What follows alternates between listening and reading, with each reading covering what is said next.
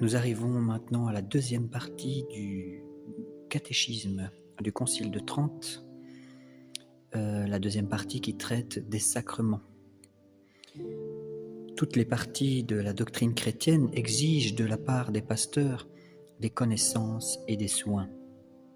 Mais la science des sacrements, si impérieusement prescrite par Dieu lui-même, et si féconde en grâce de salut, demande une instruction et un zèle tout particulier. Les pasteurs devront donc traiter fréquemment ce sujet, avec toute l'exactitude possible. C'est le moyen de rendre les fidèles dignes de participer comme il convient à des choses si excellentes et si saintes. C'est aussi pour eux-mêmes l'assurance de rester fidèles à cette défense divine qui dit, dans le livre de Matthieu, Jésus dit « Ne donnez pas les choses saintes aux chiens et ne jetez pas vos perles devant les pourceaux. »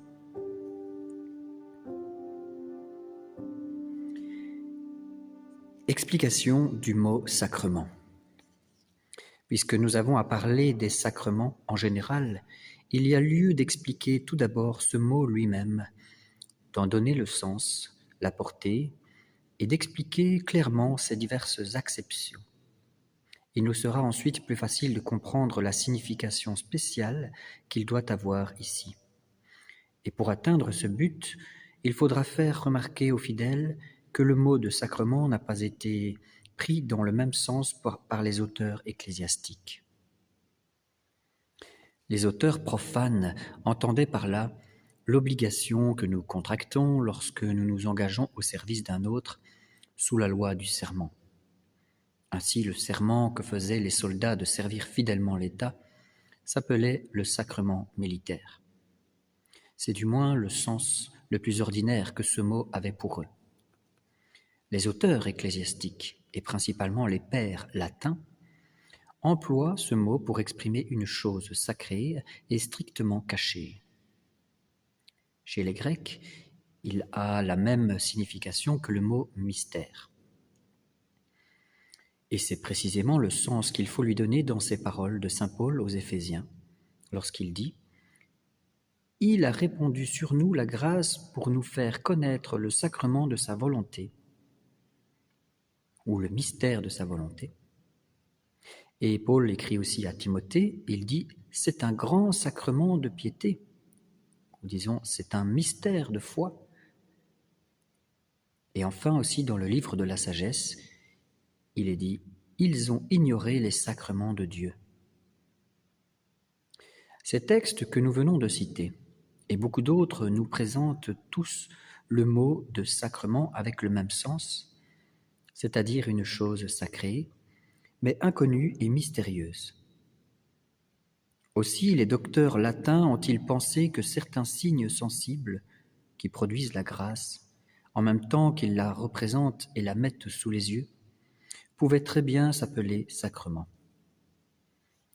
Cependant, saint Grégoire le Grand prétend que ce nom de sacrement leur a été donné parce qu'il renferme, sous une enveloppe corporelle et sensible, une vertu divine qui opère invisiblement le salut.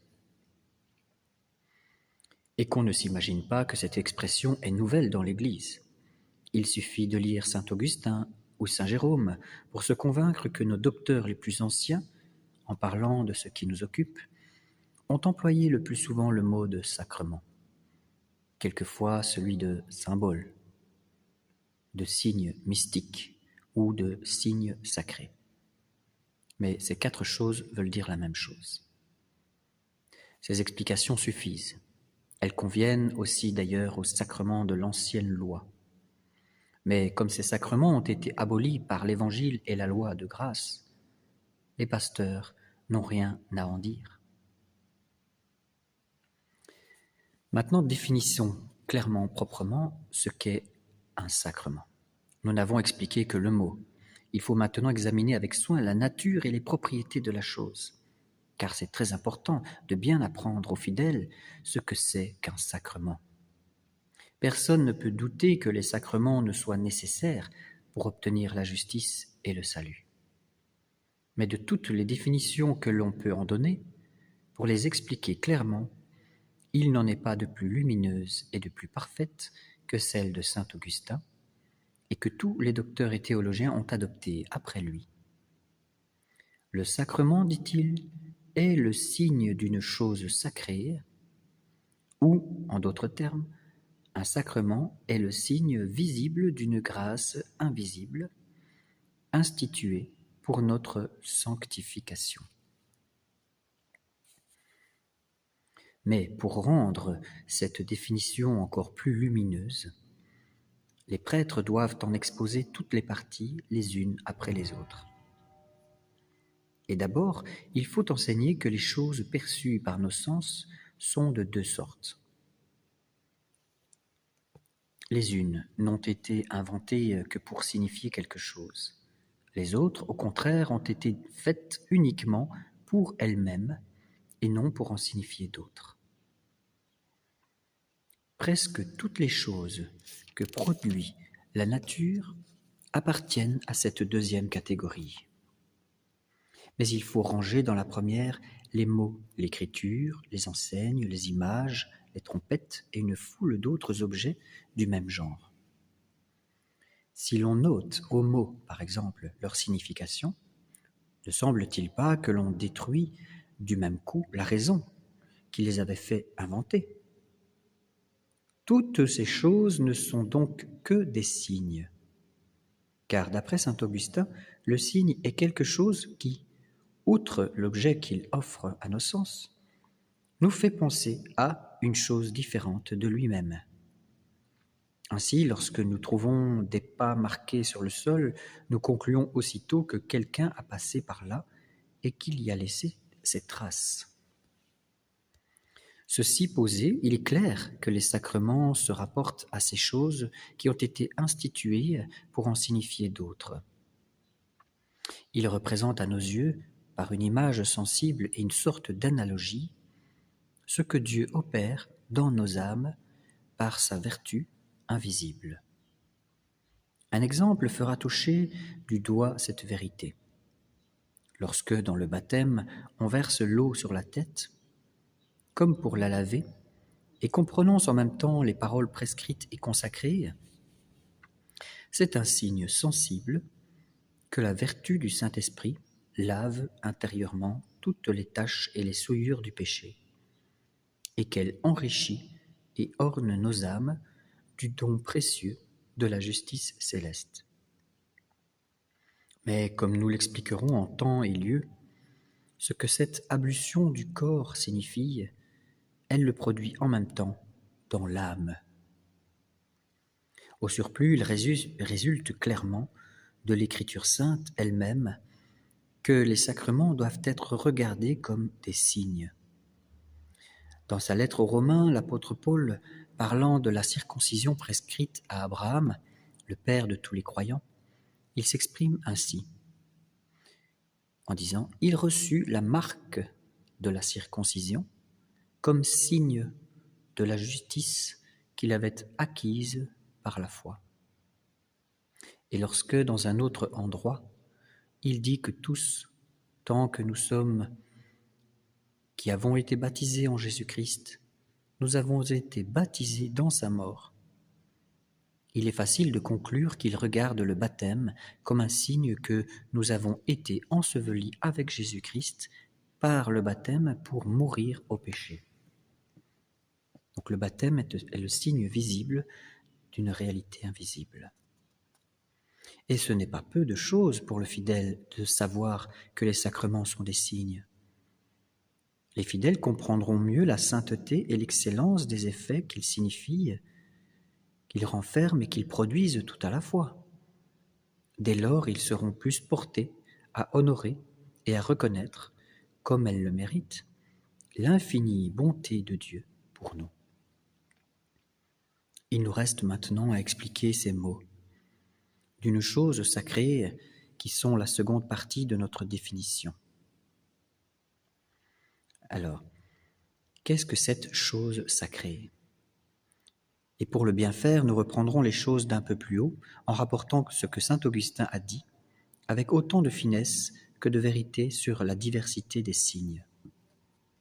Il y a des signes naturels qui nous conduisent à la connaissance d'une chose, tout en se faisant connaître eux-mêmes. Et en général, tous les signes ont cette propriété, comme nous l'avons déjà dit. Ainsi, quand on voit de la fumée, on conclut aussitôt qu'il y a du feu.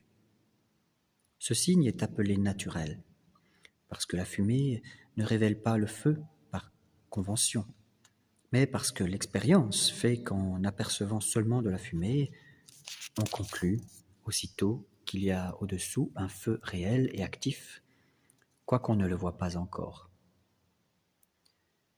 Il est d'autres signes qui ne viennent pas de la nature.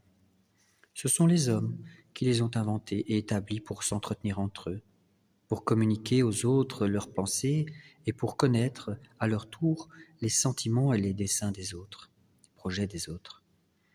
Et ces signes sont nombreux et variés. Pour en avoir une idée, il suffit de remarquer qu'il y en a beaucoup qui s'adressent aux yeux, un plus grand nombre encore à l'ouïe, et d'autres encore aux autres sens. Ainsi, lorsque voulant faire entendre quelque chose à quelqu'un, nous élevons un étendard, évidemment ce signe ne se rapporte qu'à la vue. Au contraire, les sons de la trompette, de la flûte et de la guitare, qui servent non seulement à nous charmer, mais encore le plus souvent à signifier quelque chose, sont du ressort de l'ouïe. Et c'est en ce sens que les paroles aussi sont des signes, parce qu'elles expriment d'une manière admirable les pensées les plus intimes de l'âme. Mais outre ces signes naturels ou de conventions purement humaines, il en est d'autres, et de plus d'un genre, tout le monde en convient, qui viennent de Dieu lui-même.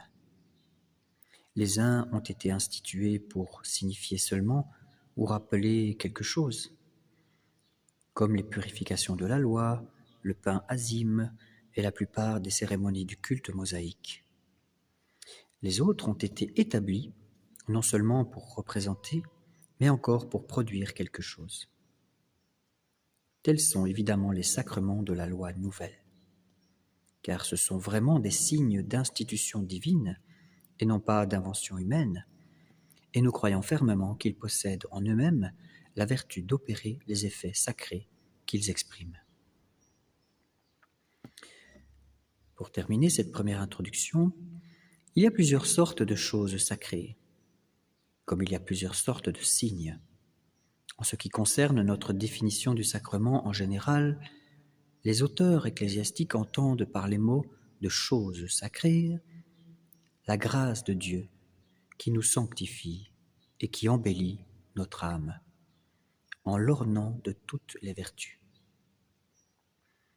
Et ils ont eu grandement raison de donner cette dénomination de choses sacrées à une grâce dont le propre est de consacrer et d'unir notre âme à Dieu. Pour faire mieux comprendre encore ce que c'est qu'un sacrement, il faut ajouter que c'est une chose sensible à laquelle Dieu a voulu attacher la vertu, de signifier et en même temps de produire la justice et la sainteté. D'où il est facile de conclure que les images des saints, les croix et autres choses de ce genre, qui sont des signes de choses saintes, ne sont cependant pas des sacrements. Il est facile également de prouver la justesse de cette définition en montrant que dans tous les sacrements, et on peut le vérifier, il y a une chose sensible qui signifie et qui en même temps produit la grâce. C'est ce que nous avons dit en parlant du baptême, lorsque nous avons vu que l'ablution extérieure est tout à la fois le signe et la cause formelle d'un effet sacré produit à l'intérieur, c'est-à-dire dans l'âme, par la vertu du Saint-Esprit.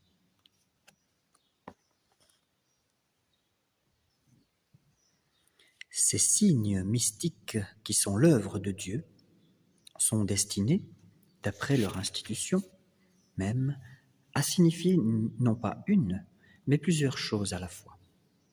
Il est facile de s'en rendre compte en étudiant les sacrements qui, outre la sainteté et la justification qu'ils expriment, figurent encore deux autres choses intimement liées à la sainteté elle-même, c'est-à-dire la passion de notre Seigneur Jésus-Christ, qui en est le principe, et la vie éternelle, la béatitude céleste, à laquelle la sainteté se rapporte comme à sa fin nécessaire.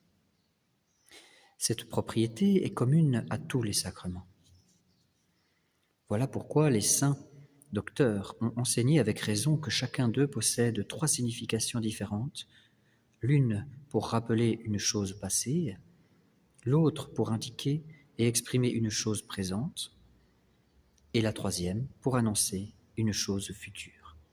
Ça, c'est très important ce qui vient d'être dit. Il y a trois sens au sacrement, une qui annonce les choses passées, les choses présentes et les choses futures. Et surtout, ça a comme fondement la passion de notre Seigneur Jésus-Christ et la vie éternelle, qui est le but de la venue de Jésus. Alors nous terminons pour cette première partie, et il ne faut pas croire que leur doctrine ne repose pas sur le témoignage des Saintes Écritures. Car lorsque l'apôtre dit « Nous tous qui avons été baptisés en Jésus-Christ, nous avons été baptisés en sa mort », n'enseigne-t-il pas clairement que l'on doit voir dans le baptême un signe qui nous fait souvenir de la passion et de la mort de notre Seigneur ? Ensuite, quand il ajoute « Nous avons été ensevelis avec Jésus-Christ par le baptême pour mourir, afin que, comme Jésus-Christ est ressuscité d'entre les morts par la gloire du Père, nous marchions aussi nous-mêmes dans les voies d'une vie nouvelle », donc il dit ça aux Romains, c'est Paul qui écrit aux Romains, eh bien, ces paroles ne disent-elles pas ouvertement que le baptême est un signe de la grâce céleste répandue dans nos âmes et qui nous donne la force de commencer une vie nouvelle et d'accomplir avec autant de facilité que de joie tous les devoirs de la piété ? Encore, lorsque le même apôtre écrit encore, lorsque le même apôtre écrit encore, si nous avons été hantés sur lui, donc greffés sur lui, par la ressemblance de sa mort, nous le serons aussi un jour par la ressemblance de sa résurrection. Il nous apprend évidemment que le baptême figure, sans équivoque, la vie éternelle qu'il doit nous faire obtenir un jour. Mais outre ces trois sortes de significations générales, il arrive souvent qu'un sacrement exprime et figure en même temps plusieurs choses actuelles et présentes. Ainsi, pour peu que l'on s'arrête à considérer le très saint sacrement de l'Eucharistie, il est facile de s'en convaincre. En effet, ce sacrement exprime tout à la fois la présence du vrai corps et du vrai sang de Jésus-Christ, et la grâce que reçoivent ceux qui participent dignement à cet auguste mystère. D'après ce que nous venons de dire, il ne sera pas difficile au pasteur de trouver d'excellentes raisons pour montrer aux fidèles tout ce qu'il y a de puissance divine et de merveilles cachées dans les sacrements de la loi nouvelle, et pour leur présenter qu'il faut les traiter et les recevoir avec la piété la plus respectueuse et la plus sincère. Voilà, n'hésitez pas à vous abonner, à partager surtout pour la gloire de Dieu et le salut du monde. Nous verrons dans la prochaine vidéo des raisons qui ont fait instituer les sacrements.